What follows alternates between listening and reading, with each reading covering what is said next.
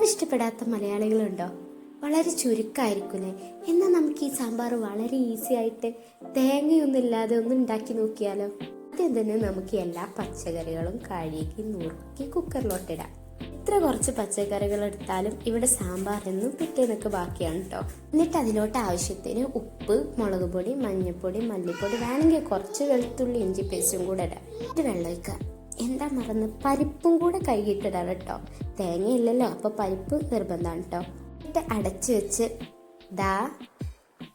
Whistle വന്നാൽ stove off ചെയ്യാം കേട്ടോ. എന്നിട്ട് നമ്മൾ വെള്ളത്തിൽ ഇട്ട് വെച്ചിട്ടുള്ള പുളി ഞാൻ വേണ്ടിയിട്ട് അതിൽ കൊയ്ക്കുക. വറവിടാനായിട്ട് ഒരു പാൻ വെച്ച് എണ്ണ ചൂടാക്കി കടുക് പൊട്ടിക്കുക. കടുക് പൊട്ടിക്കുമ്പോൾ ഞാനിങ്ങനെ പാൻ അടച്ചു വെക്കും, തെറിക്കാൻ പാടില്ലല്ലോ. കറിവേപ്പിലയും സാമ്പാർ പൊടിയിട്ട് ഒന്ന് മൂപ്പിക്കുക.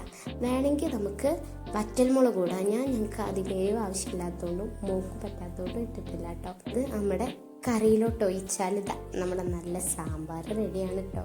ഇനിയിപ്പോൾ അതിലിട്ടെടുക്കുക, ചോറിലോട്ട് ഒഴിക്കുക.